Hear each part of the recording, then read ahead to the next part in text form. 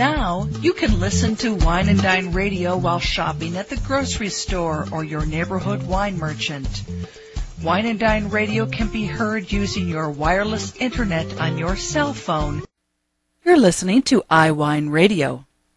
iWineRadio is a production of Food Tastes Better with Wine on the web at iWineRadio.com. Hey guys, I thank you for listening to iWineRadio, and we are still the only wine channel on iTunes Radio. If you go look under iTunes radio icon and scroll down to News and Talk directory, and it's listed alphabetically, click on that and the stream comes up immediately. iWineRadio.com, where you can find links to individual guests. And if anyone's interested in advertising or becoming an underwriter or sponsor, please contact us at iWineRadio.com. We really, really appreciate your support. The more support we get, the more conversations I can have with fascinating people around the world, including you. If you have a story to tell that you'd like to share on iWine Radio, go to iWineRadio.com and contact us, and we'll go from there. Hi, this is Beth Costa from the Wine Road, and we invite you to use our newest little tool on the Wine Road website, Wine Road Concierge.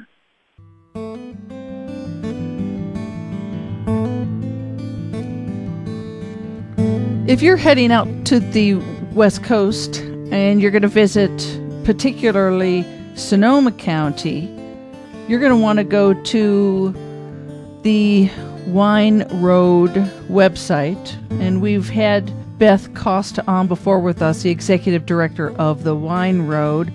It's a travel resource for those looking to visit the region and winemakers, cuisine, and a lot of other lifestyle issues that are going on that are choices for you. And the reason for her visit with us today on Wine and Dine is that they've just launched a new online tool called Wine Road Concierge Service.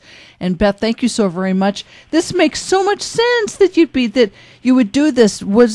How long did it take you to put together this idea or to develop it as part of the website? Well, I think it just sort of came about because we have so many phone calls and so many emails with people asking the same kinds of questions.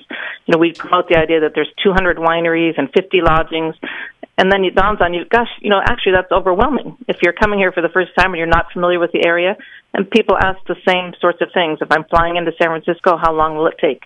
Do I need to rent a car? Is there transportation? This is the type of wine I like. Where should I go?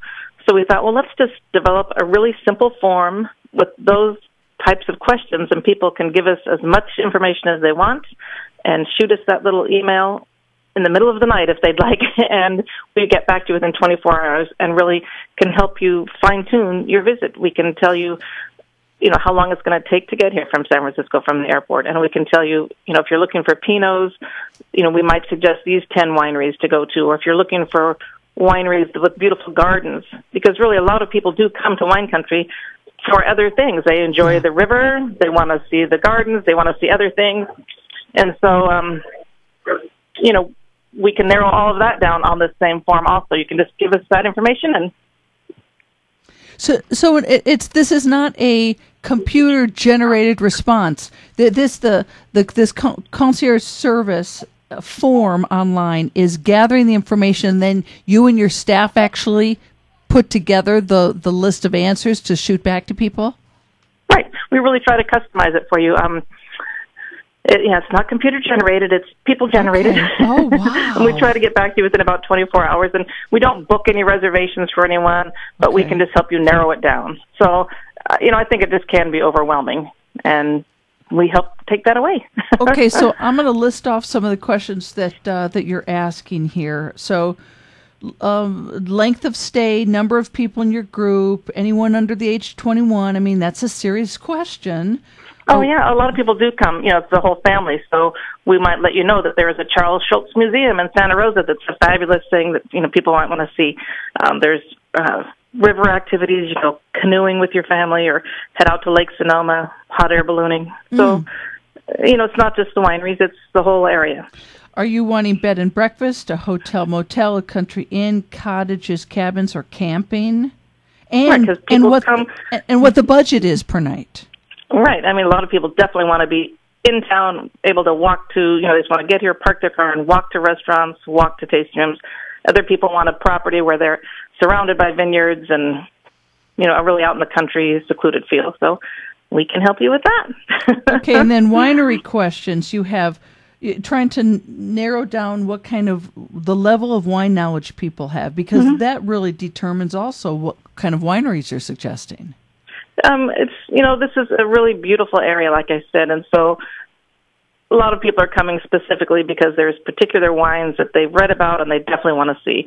A lot of people are coming here because the area is beautiful, and maybe they've started drinking some wine and sort of enjoy it. But they have no one in particular they want to see. So there's just a varying degree of wine knowledge, and we can help you, point you in the right direction there. Some of the wineries that do tours, if you're really a newbie, maybe a couple of tours would be helpful for you to get started, to help you understand the whole winemaking process. Maybe a tour out in the vineyard so you can see, from the ground up how wine is made. Maybe you've done that before and you're not interested in doing it again. Yeah. And besides newbie, moderate, and expert, for the expert, you're even, I've taken several classes and go to tastings as often as possible, but I would imagine also if people want to attend classes at a winery. Right, there's, during harvest even, there's, grape stomping things. I mean, we really run the whole gamut out here. So, the more information people give us, the easier we can make the trip for you.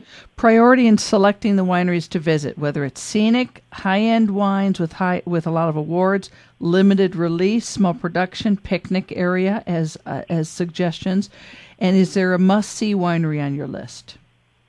A lot of people just have one wine in particular they absolutely want to go to that winery, and so sometimes the best trip, if you only have a day or two, is to go to that winery and really just do those neighboring wineries. A lot of wineries, a lot of customers rather, have read, the Wine Spectator or some wine publication, and they want these highly awarded wines. So we can help you find where they are.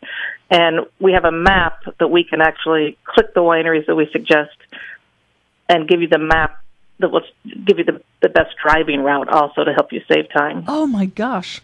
Okay, and then you also are asking, I mean, you're just and people, this is for free. And you're asking people what kind of varieties they like, or types of white wine, red wine, specific varieties, or not even know. Well, I worked in a winery for 10 years, and oftentimes people walk in the tasting room and they say, I actually do not drink red wine. I only want whites. Like, okay, well, that's fine. I mean, to each his own. So if that's the case, we're going to send you some wineries where, they're really known for their Sauvignon Blancs and their Chardonnays, and maybe they make a Viognier, and we're going to help you find maybe some new white varietals that you haven't tried before. So it is overwhelming. As much as it's great to have 200 wineries, where do you begin? We help you with that.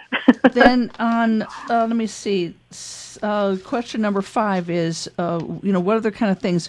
Winery vineyard tours, wine and food pairings, gardens, recreation, picnicking, restaurants, transportation, weddings, and special event locations. Mm-hmm. More and more wineries do offer space for small weddings, and, this is a beautiful area. There's lots of people from the East Coast and all over that are coming here for a destination wedding. So we can tell you the people who are able to do the weddings. A lot of people really want to do garden tours. Like Kendall Jackson, for example, has a beautiful demonstration garden, and it's a culinary garden that they use, all the produce for all the events that they do. They also have a demonstration vineyard. So, that's not available all over, so we can really narrow down the 3 or 4 places that have sort of garden tours. There's some that have rose gardens, and you can tour those, but you might not necessarily find that on your own. Right. Does Kendall Jackson Winery still do, I haven't heard about this in a couple of years, their tomato festival? Yes, they do. I think this will be maybe the 15th or 18th year. I don't know. It's been a long time. Okay. Might actually be the 20th year coming up. It's I think always the second Saturday in September. Oh, wow. I was thinking it was earlier, like July or something. Okay. No, it's always the second Saturday in September. That's where I used to work. I was there for the first tomato festival. Oh my gosh, it's really grown into quite a thing. Oh, I love the concept of that. And then you've got this area where people can ask other questions or other concerns. So right, is it handicap accessible? Oh, that's good. Are children allowed? If I bring my dog, can I? Which good. wineries can I see? Yeah. There's so many questions you wouldn't believe it. Things that we wouldn't think of. So we have the little other box there to fill in your questions. Beth, how the heck do you? So you actually say that to people that they use this service, the Wine Road Concierge service. We'll have a link up to it. And you are going to get back to them in like 24 hours. So that means you're working 7 days a week. Well, it says, I think on the form it says as soon as possible. So we work Monday through Friday. So if someone does hit the send on Friday night, they're not going to hear from us till Monday. Oh, I'm glad. But, okay, good. Oftentimes people hit the send on Monday morning, and by Monday afternoon we've gotten back to them. I mean, we try to just turn it around as quickly as possible because we know when you're in that planning mode, you want the answers as soon as you can get them. So Right. And people can follow Wine Road on Twitter and Facebook as well. Mm-hmm. Absolutely. Beth Costa, Executive Director of the Wine Road, we thank you so very much for your time this week on Wine and Dine. Sure. Well, of course, a lot of people are planning trips right now, and this is a wonderful tool to help you navigate through Sonoma. Sonoma County includes Alexander, Dry Creek, Russian River Valleys, and so much more. WineRoad.com. We thank you for listening to Wine and Dine.